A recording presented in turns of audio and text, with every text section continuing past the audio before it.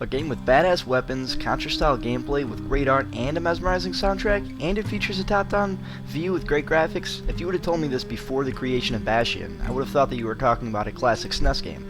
Alas, that classic SNES game is called Bastion. Right off the bat, I realized that Bastion had a certain charm that other games lacked tenfold. Everything here aims to please, from the graphics to the art style, and even the soundtrack, but let's start with the most important aspect of any game, the gameplay. It seems Bastion's biggest strength is beating the living pulp out of bad guys. Keep in mind that the game's style is similar to Diablo, where you're clicking the crap out of your mouse until your fingers break off, which, considering who you are, could be a good or a bad thing. What's great about Bastion is I never really got tired of the game's action-packed adventure that was put forth. Mostly my problems consisted of picking what weapons to use and what to upgrade, and speaking of upgrades, the game features a unique design of what weapons to improve. They play an important role throughout the game, as these upgrades depend on how effective you will be during combat. The upgrade system consists of 2 brackets. Of each bracket, you're only able to choose from 1 upgrade for each level. Each of these categories have 4 improvements to choose from, which made it very difficult, in a good way. What to choose from, it seemed my brain would be in a constant state of war when it came to picking from accuracy or spread, or be it damage and quickness, for example, and this would affect each weapon. So say you had a carbine, you could pick either accuracy or spread, for an example. Bastion also has a leveling up system as far as your character goes as well. It just seems to not be as important to me, but that's not to say that it doesn't prove valuable.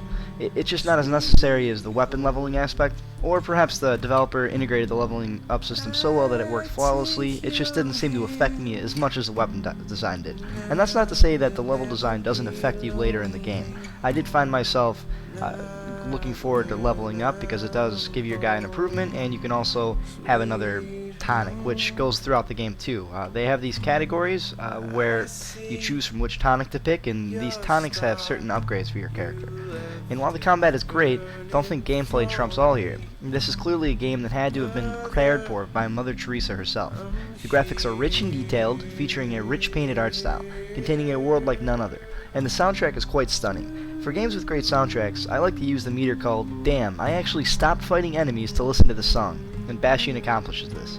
The last game that really affected me like this was Super Mario Galaxy 1 for the Wii. Of course, everyone has their own opinion, so don't judge me there, but you'd find yourself hard-pressed to be a pessimist when it comes to Bastion. This is a game that deserves praise in every aspect of the game, and I'd recommend anyone searching for an action game or a great story to look no further and pick Bastion. Or if you have an indie itch, this is definitely a great game to pick. The only downside I would say to this game is it's not the most lasting sort of game. It took me about 6 hours to beat. You can go back. That depends if you're the type of guy who likes to go back and beat a game over again. It does offer incentives, though. Once you beat the game, there's a couple perks to going back to it. So, with that said, I would recommend Bastion to anyone who is looking for an action-packed game. I see your star, you left it burning for me. Mother, I'm here.